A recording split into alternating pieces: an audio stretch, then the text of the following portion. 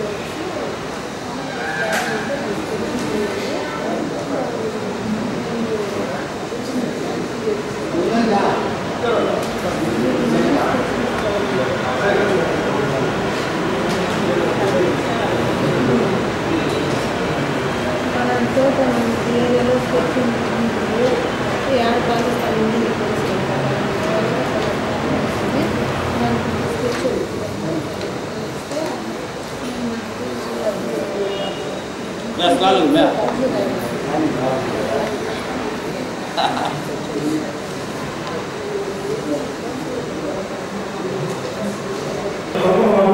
సంస్థలు 4 ఇతర గిరీష్ పైన 48,000 3 17వ వార్డు ప్రభుత్వం 4 6 15వ వార్డు ఈ గంగా ప్రభుత్వం నుండి ప్రభుత్వం రామూరు సీసీ మ్యాచ్ 7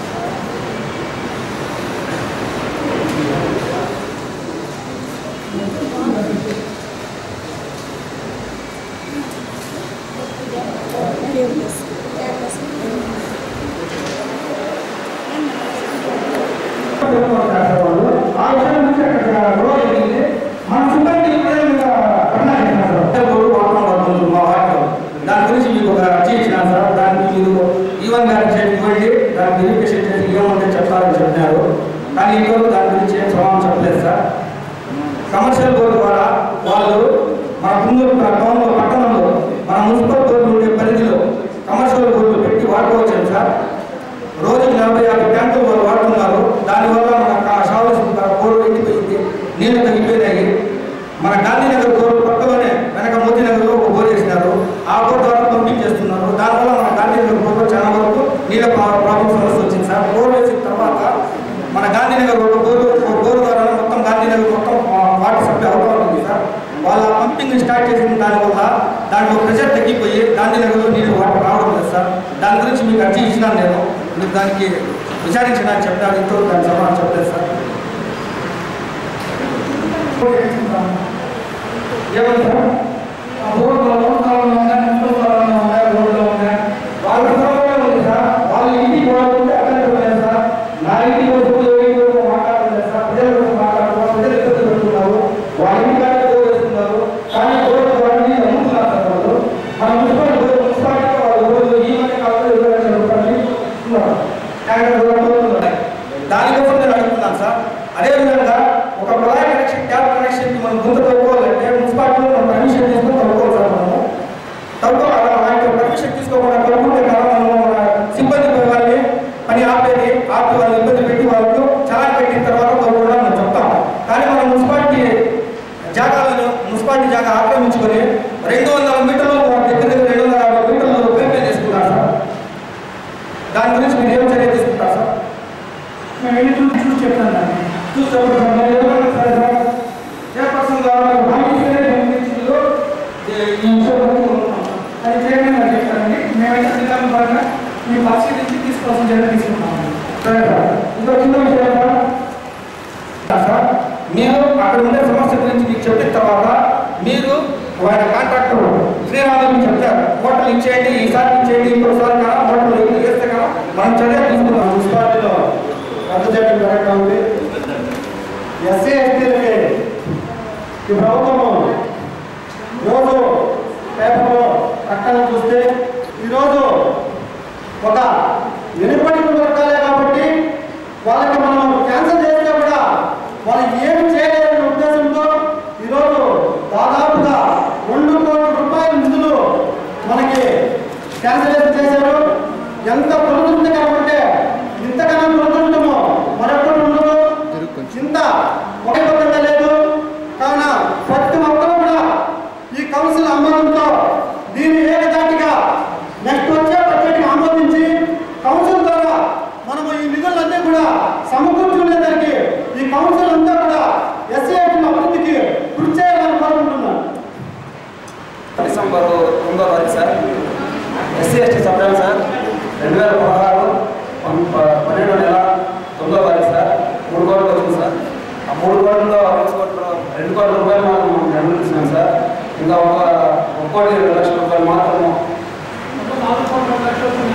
అవును అదే సార్, అది నాకు వివరిస్తే అది ప్రభుత్వం దగ్గర డబ్బు లేదు కాబట్టి ప్రభుత్వంగా తీసుకున్నటువంటి ఆలోచన. దానికి మన వాళ్ళు ఎవరైనా వెళ్ళి అక్కడ కూర్చొని మళ్ళీ ప్రపోజల్ సబ్మిట్ చేస్తే 16-17 పోయింది కాబట్టి 17 బడ్జెట్ శాంక్షన్ వస్తుంది.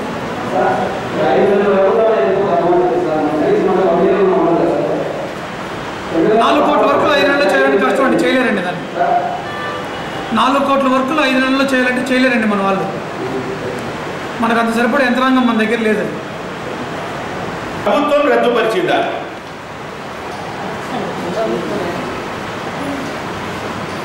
మన మున్సిపాలిటీ పనులు జరుగుతున్నాయి. 6 కోట్ల రూపాయలు కాబట్టి దానికి 80% పనులు జరుగుతున్నాయి. 6 మరొక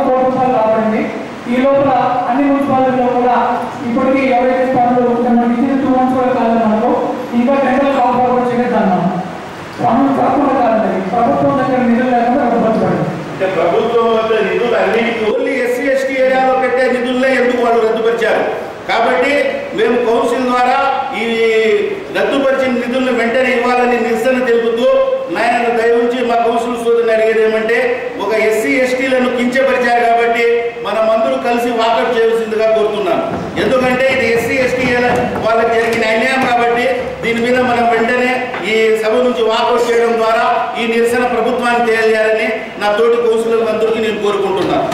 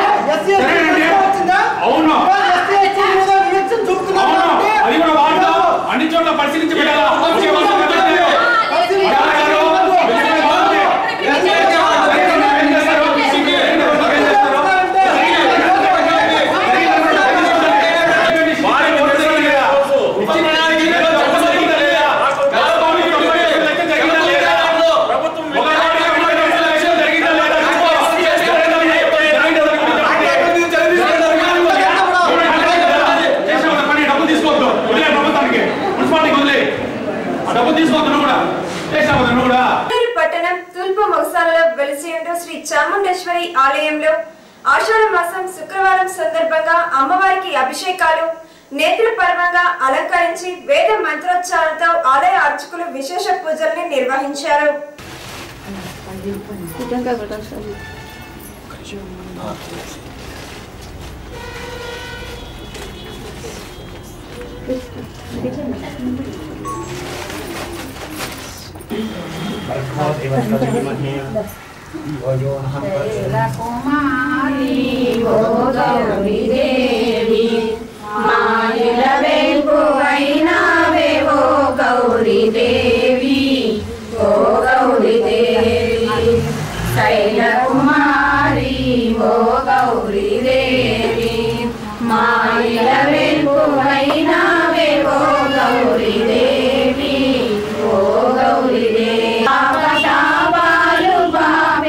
परमेशुनि प्रियमैन हृदयेश्वरी पापतापालु बापेटी परमेश्वरी मागधीश्वरिये शशिवदने श्री शिवैकणे माता सर्वा प्राणपदे माता सर्वा प्राणपदे आश्रित कल्पलतिका आश्रित कल्पलतिका आपद्बांधवे ओम जय जगदीश्वरिये माता पिता गुरुदैवं अंतयुनु नीवे अंतयुनु नीवे राजराजेश्वरि जगत्स्वरूपिणि राजराजेश्वरि जगत्स्वरूपिणि ओंकारेश्वरिये ओम जय जगदीश्वरिये ओंकाररूपिणि जय जगन्माता अम्बा महादेवी माता अम्बा महादेवी मंगलहारति अंदुको मंगलहारति अंदुको सिंहासनेश्वरिये ओम जय जगदीश्वरिये श्रीललिताम्बिके शिवशक्ति रूपिणि गौरी उमाशंकरी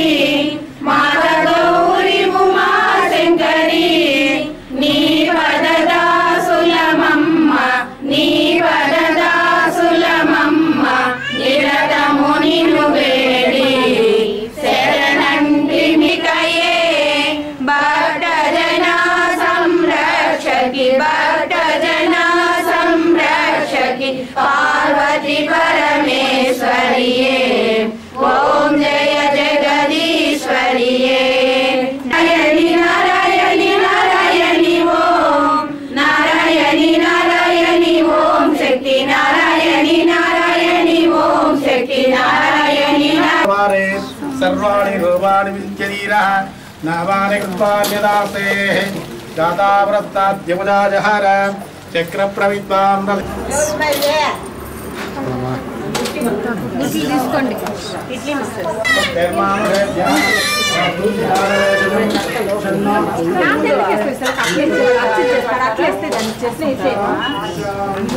పొంగనూరు బైపాస్ రోడ్ లో నిర్మిస్తున్న వైన్ షాప్లను మున్సిపల్ కమిషనర్ లోకేశ్వర్ వర్మ పరిశీలించారు. అలాగే పక్కనే ధ్వంసమైన మున్సిపల్ పైప్ లైన్లను పరిశీలించి ఆయన ఆగ్రహం వ్యక్తం చేశారు.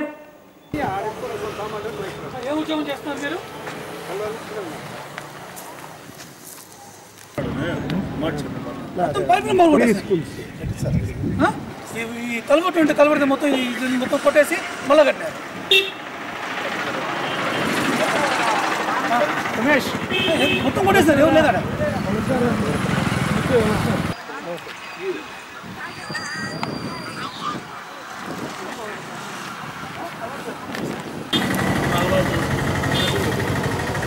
రూరల్ మండలం బండ్లపల్లి ప్రభుత్వ ఉన్నత పాఠశాలలో ప్రధాన ఉపాధ్యాయుడిగా పనిచేస్తున్న ఉద్యోగ విరమణ చేస్తున్న పి రుక్మంగదర్ రెడ్డిని ఈ సందర్భంగా పాఠశాల తరపున ఉపాధ్యాయులు గ్రామంలోని ప్రజా ప్రతినిధులు శుక్రవారం శాలువతో ఘనంగా సత్కరించారు. అంటాము వారు నిజంగా ఇంకా టీచర్గానే కొనసాగినట్లే ఉంది మాకు. వారు ఈ బండ్లపల్లిలో కూడా గ్రామస్తులు చాలా మంచివారు. కమిటీ చైర్మన్లు అయితేమి, సర్పంచ్ గారు అయితేమి, స్కూల్ డెవలప్మెంట్ కన్నా పోకుండా రాయలపేట దొరికితే నీది అదృష్టం కదా, నీకు దొరికేది అదే, ఇంక వేరే సార్ ఆప్షనే ఇవ్వాల. నాకు ఎన్నోసార్లు అడిగితే కూడా కౌన్సిలింగ్ జరుగుతా అంటే లేదు మీకు రాయలపేట దొరికి అంతే. వారు ఏం చెప్తే వాళ్ళు దీవెనలు లాగానే నాకు రాయలపేట దొరికింది. ముందు హై స్కూల్లో కూడా పనిచేశారు 2nd గ్రేడ్గా.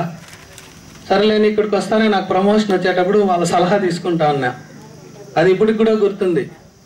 ఏం సార్ నాకు ప్రమోషన్ వస్తుంది, నాకు చౌడేపల్లి వస్తుంది అంటే, నీకు చౌడేపల్లి రాదు, నీకు రాయలపేట వస్తుంది ఏం చెప్తా ఉన్నారు సార్. నేనైతే ఎక్స్పెక్ట్ చేయలేదు. కానీ చివరికి ఏమైందంటే కౌన్సిలింగ్ కాబట్టి నాకు రాయలపేటే దొరికింది. అంటే వారు ఏం చెప్పినా అది నిజమవుతుంది. నా సంవత్సరం కూడా సోషల్ టీచర్ వచ్చేంత వరకు మా బండ్లపల్లి స్కూల్లో రిజల్ట్ బాగా వచ్చింది. 10th క్లాస్ మండలంలోనే ఫస్ట్. నేను పనిచేసిన 2 సంవత్సరాలు కాబట్టి మేము 7 మంది ఉపాధ్యాయులు పనిచేసినా కానీ మంచి ఫలితాలు కూడా సాధించినాం. వారు ఆయుర ఆరోగ్యాలు ప్రసాదిస్తారని, ఈ గ్రామస్తుల యొక్క దీవెనలు వాళ్ళకి ఎల్లవేళలా ఉంటాయని కోరుకుంటూ విరమిస్తా ఉన్నాను.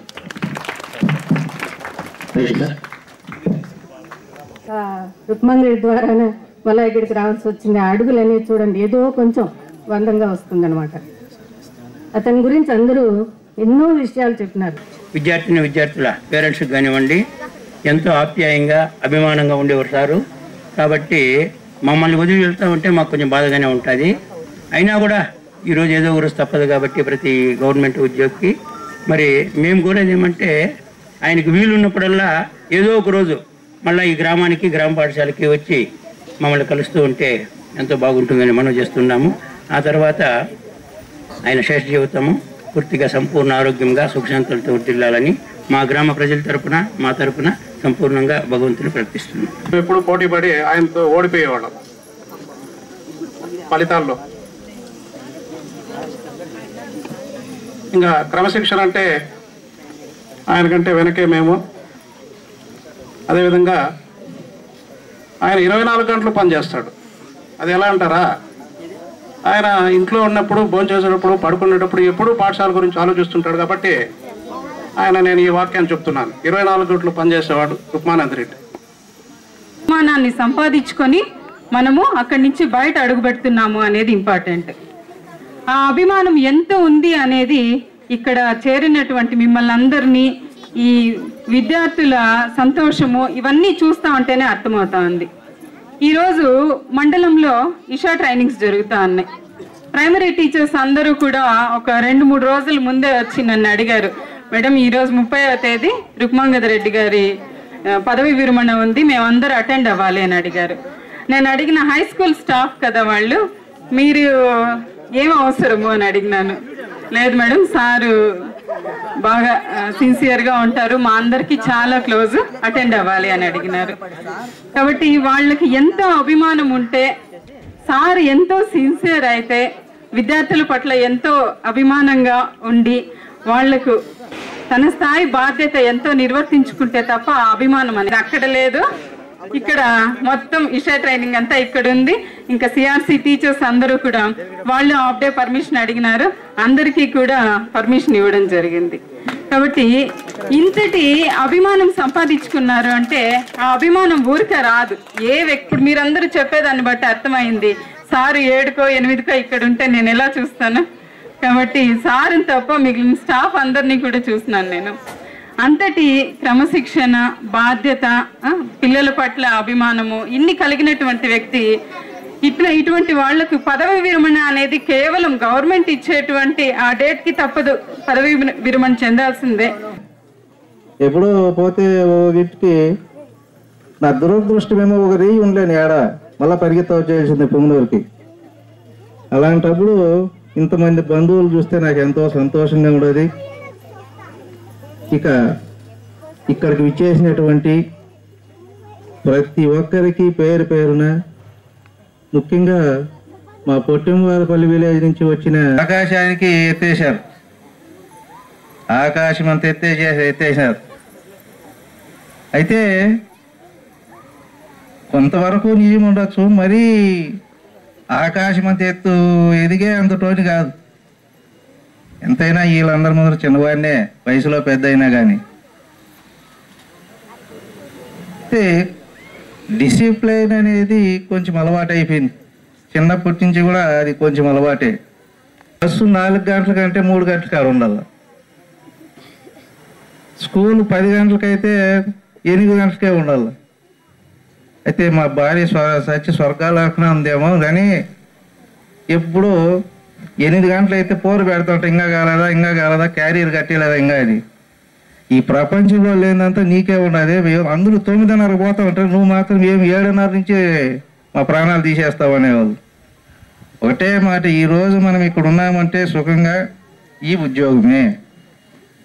ఎన్నెన్నామని అదంతా అవుట్ ఆఫ్ క్వశ్చన్. మనం ఈరోజు సుఖంగా ఇక్కడ ఉన్నామంటే, పల్లెలో ఉన్నామంటే దానికి కారణం ఉద్యోగము. ముందు ఇది చూసుకోవాలి, తర్వాతే వేరే. ఆ విధంగా అయితే ప్రతిరోజు బజార్లో కనపడేది ఎవరు అంటే రూపమాంగరెడ్డి, రఘునాథరెడ్డి. ఎందుకంటే ఇద్దరం కలిసిపోతా ఉంటాం అట్లా. ఈ మధ్య మా బ్రదర్ దూర్వాహిరెడ్డి వాళ్ళ అంగడి కాడ ఎక్కువ ఉండేవని పోతుపోక, ఈ మధ్య సార్ వచ్చినప్పటి నుంచి కొందరు అంటారు, ఏం సార్ మీరు అంగడి కాడనే కనపడరా అంటే, ఏదో ఆడ పొద్దుపోదు దుమ్ము దూలి సార్ ఒకటి దొరికినారు, అట్లా వాకింగ్ పోతూ ఉంటాము అని చెప్పేవాడిని. కాబట్టి కేసును చాలా బాగా గడిపాం. అయితే విధి వక్రీకరించి కొన్నేళ్ళ తర్వాత ఫ్యామిలీ కొంచెం ఇబ్బందులు జరిగినాయి. అది సహజం. ఇబ్బందులు జరగడం అనేది సహజమే. అందరూ 100 ఏళ్ళు బతికేదానికి లేదు, ఎంత రాసింటే అంత. కాబట్టి దాని గురించి నేను కొంచెము ఇబ్బంది పడుతున్నా కానీ పాఠశాలకు మాత్రం సక్రమంగా వచ్చి లెసన్స్ నాలో ఏ లోపము లేకుండా బోధిస్తూ పిల్లలకు మార్గదర్శకంగా ఉన్నాను. మోరల్ వాల్యూసే మొట్టమొదటి నేను చెప్పడం, అట్లుండాలా ఈ విధంగా వ్యవహరించాలా అని. ఒకటి మాత్రం నిజం, సైకిల్ పంచర్ అయిపోయిందంటే నేనే ఇవ్వాలా, పుస్తకాలు కావాలంటే నేనే తెచ్చేవాళ్ళ, డబ్బులు లేకపోయినా కానీ. వాళ్ళు ఆ నీతి నిజాయితీ ఇంకోటి ఉన్నారు, ప్రతి పైసా మళ్ళా నాకు వారం కానీ 10 రోజులు కానీ ఎత్తుకొచ్చి ఇచ్చేసేవాళ్ళు. అదే వాళ్ళు పెద్దవారైనా కూడా అదే పద్ధతిలో వస్తే కొంచెము ఇబ్బంది లేకుండా ఉంటుంది.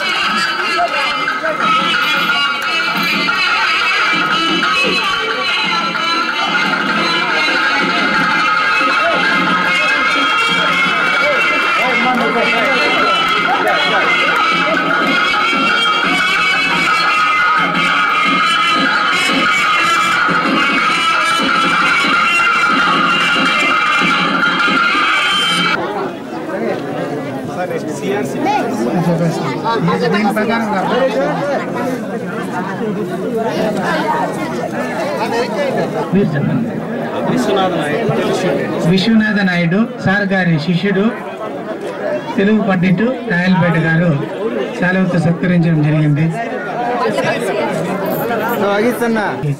శాలువతో సత్కరించడం జరుగుతుంది.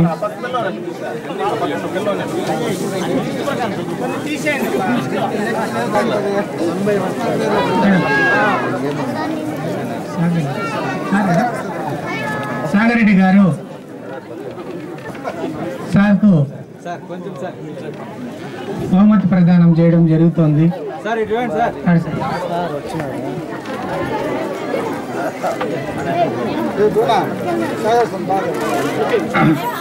ఈ విషయాన్ని చర్చించి నిర్ణయం తీసుకొని అధికారులు మరియు ప్రజా ప్రతినిధులు ప్రభుత్వం దృష్టికి తీసుకువెళ్లి తిరిగి ఆ నిధులను రాబట్టడానికి కృషి చేయాలని భావిస్తున్న తరుణంలో అసలు ఆ విషయంపై చర్చ జరగకుండా ముందే వైకాపా కౌన్సిలర్లు సమావేశాన్ని బహిష్కరించడాన్ని వారు తీవ్రంగా విమర్శించారు.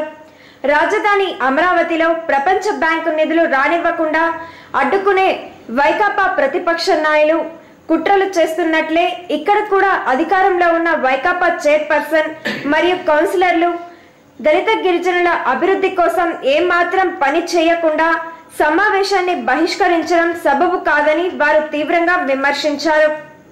కార్యక్రమంలో టీడీపీ కౌన్సిలర్లు అయిన 7వ వార్డు సి గీతమ్మ, ఎం శ్రీకాంత్, ఈ మంజుల, జి శుభ, బి కుమార్ రాజు, ఎస్ రేష్మలు పాల్గొన్నారు. ఈరోజు జరిగిన సాధారణ సమావేశం రాష్ట్రంలోనే కాదు దేశంలో ఎక్కడ కూడా స్థానిక సంస్థల్లో జరగని విపరీత పరిణామం ఈరోజు ఇక్కడ పుంగనూరు మున్సిపాలిటీలో చోటు చేసుకున్నది. ఒక కోఆప్షన్ సభ్యుడి పిలుపు మేరకు కౌన్సిల్ సభ్యులు వాకౌట్ చేసుకోవడము చాలా దురదృష్టకరము. ఈరోజు అంశాల్లో ముఖ్యమైన అంశము దళిత గిరిజనుల ఉప ప్రణాళిక నిధుల గురించి చర్చను పక్కదోవ పట్టించి ఏమాత్రం బాధ్యత లేకుండా బాధ్యతారాహిత్యంగా ఈరోజు ప్రవర్తించి వైఎస్ఆర్ సభ్యులు వాకౌట్ చేసిపోయినారు. మామూలుగా అధికార పక్షము పనిచేయకపోతే విపక్షాలు బాయ్కాట్ చేస్తాయి. ఆ సంప్రదాయానికి కూడా విరుద్ధంగా వీరు చేసుకున్న తప్పులకి ఏదో సామెత పెద్దలు అన్నట్టు తల నెత్తిన తలే దుమ్మేసుకున్నట్టు వీరు చేసుకున్న తప్పులకి వీరు మూల్యం చెల్లిస్తూ ప్రజలని బాధ్యతలు చేస్తారు. ఇది చాలా ఖండించదగ్గ పరిణామం అని చెప్పి ఈ సందర్భంగా మీకు తెలియజేస్తున్నాము. రాష్ట్రంలో ఈ ప్రభుత్వం కాదు గత ప్రభుత్వం మాజీ ముఖ్యమంత్రి కిరణ్ కుమార్ రెడ్డి గారు సీఎం ఉన్నప్పుడు దళిత గిరిజన ఉప ప్రణాళికలకు చట్టబద్ధత తీసుకొచ్చినారు. పుంగనూరు మున్సిపాలిటీ రోజు చిత్తూరు జిల్లాలో తీసుకొస్తే ఏ గ్రేడ్ మున్సిపాలిటీ పక్కనున్న మున్సిపాలిటీ కన్నా C grade municipality Punganur municipality 3rd grade మున్సిపాలిటీకి 3 రెట్ల అదనంగా ఈరోజు 4 కోట్ల పైచీలకు నిధులు వచ్చినాయి. వాటిని ప్రభుత్వం ఆ నిధులు మంజూరు చేసేటప్పుడే నియమ నిబంధనలు ఉంటాయి. వాటిని సకాలంలో ఆ వార్డుల్లో అభివృద్ధి చేయాలా, ఆ నిధులను సద్వినియోగం చేసుకోవాలా. కేంద్ర రాష్ట్ర ప్రభుత్వాలు షరతులు పెట్టి పంపిస్తాయి ఆ నిధుల్ని. చిత్తశుద్ధ ప్రభుత్వం ఈరోజు మా నియోజకవర్గ ఇన్ఛార్జ్ వెంకటరామరాజు గారు ఈ మధ్య జరిగిన పల్స్ సర్వే దాంట్లో కులగణన ద్వారా జరిగింది. వాటి ప్రకారం పుంగనూరు మున్సిపాలిటీలో దళితులు ఎంతమంది ఉన్నారు, గిరిజనులు ఎంతమంది ఉన్నారు, తమాషా ప్రకారం ఎంత నిధులు రావాలని చెప్పి కమిషనర్ గారి ఆధ్వర్యంలో ఈరోజు ప్రణాళికలు పంపించి గరిష్టంగా 4 కోట్ల పైచీలకు మున్సిపాలిటీకి ఈరోజు నిధులు తెప్పించారు. ఆ నిధుల్లో కొంత భాగాన్ని కాంట్రాక్టర్లు చురుగ్గా పనిచేశారు. అధికారులు వారు ఎమ్మడిపడి పనులు చేయించారు. మిగతా కొన్ని పనులు కేటాయించేటప్పుడే చైర్పర్సన్ గారు ఏకపక్షంగా చేసినారు. సాధారణంగా దళితులు ఉన్న ప్రతి ప్రాంతానికి కూడా వాళ్ళ నిధులు కేటాయించాల. అప్పుడు కూడా నిధులు కేటాయించేటప్పుడు ఏకపక్షంగా పెట్టుకున్నారు. తీరా ప్రభుత్వం కఠిన నిర్ణయాలు తీసుకుంటుంది. ఎందుకంటే ఈ ప్రభుత్వం చిత్తశుద్ధితో దళిత గిరిజనుల కోసం పనిచేస్తూ ఉంది. అలాంటి నిధుల పట్ల ప్రభుత్వం చాలా చిత్తశుద్ధితో ఉంటుంది, కఠినంగా కూడా వ్యవహరిస్తుంది. ఎక్కడ కూడా ఆషామాషిగా చేసే అవకాశం లేదు. అలాంటి సందర్భంలో నిధులు వెనక్కిపోయని చెప్పి కారణం పెట్టి ఈరోజు వాకౌట్ చేస్తున్నారు. ఇది ఎంతవరకు సమంజసం అంటున్నాం. స్థానిక సంస్థల చట్టసభ తీరి ఇక్కడ చర్చ జరపాలా, ఏదైనా లోటుపాట్లు ఉంటే వాటిని చర్చించి ప్రభుత్వానికి సమగ్రంగా ఒక నివేదిక పంపించాలా. అక్కడి నుండి ఇంకా అదనంగా నిధులు రాబట్టుకునే అవకాశం ఉన్నా కూడా ఈరోజు వాళ్ళు ఒక కోఆప్షన్ సభ్యుని పిలుపు మేరకు వాకౌట్ చేసిపోయినారు. సిగ్గుచేటు, ఇది దుర్దినము. దళిత గిరిజనుల పట్ల మీ చిత్తశుద్ధి తెలుస్తుంది. పారిపోయిన ఈరోజు ఇక్కడ చర్చించి ప్రభుత్వానికి నివేదికలు పంపించింటే మేము కూడా జిల్లా మంత్రివర్యులు అయితే ఏమి, మా నియోజకవర్గ ఇన్ఛార్జ్ వెంకటరామరాజు గారు అయితే ఏమి, కలెక్టర్ గారి దృష్టికి తీసుకుపోయి రాష్ట్ర ప్రభుత్వానికి సమగ్రంగా ఒక నివేదిక పంపించి ఇంకా అదనంగా నిధులు తీసుకొచ్చేకి తెలుగుదేశం పార్టీ కౌన్సిలర్ తరఫున ఈరోజు హామీ ఇస్తున్నాం. పట్టణ ప్రజలకు, ప్రత్యేకించి దళిత గిరిజనులకు, అయ్యా మీరు ఎక్కడ ఆధారపడతండి. మీరే చూస్తున్నారు ప్రసార మాధ్యమాల్లో, అసెంబ్లీలో చర్చ జరిగినీరు, ఇక్కడ చర్చ జరిగినీరు. కుట్ర ఇది. అభివృద్ధి కంటకులు వీళ్ళు వైఎస్ఆర్సీపీ కార్యకర్తలు కానీ, నాయకులు కానీ, ప్రజాప్రతినిధులు కానీ. ఈ సందర్భంగా ప్రజలు మళ్ళా కోరుకుంటున్నాం, వీళ్ళ చర్యను సున్నితంగా గమనించండి, సునిశ్చితంగా తగిన చర్య సందర్భం వచ్చినప్పుడు మీరే తీసుకోవాల్సిందిగా సభాముఖంగా కోరుకుంటున్నాం. ఇంతటితో వార్తలు సమాప్తం. తిరిగి SRTV వార్తలతో మళ్ళీ కలుసుకుందాం. అంతవరకు సెలవు. నమస్కారం.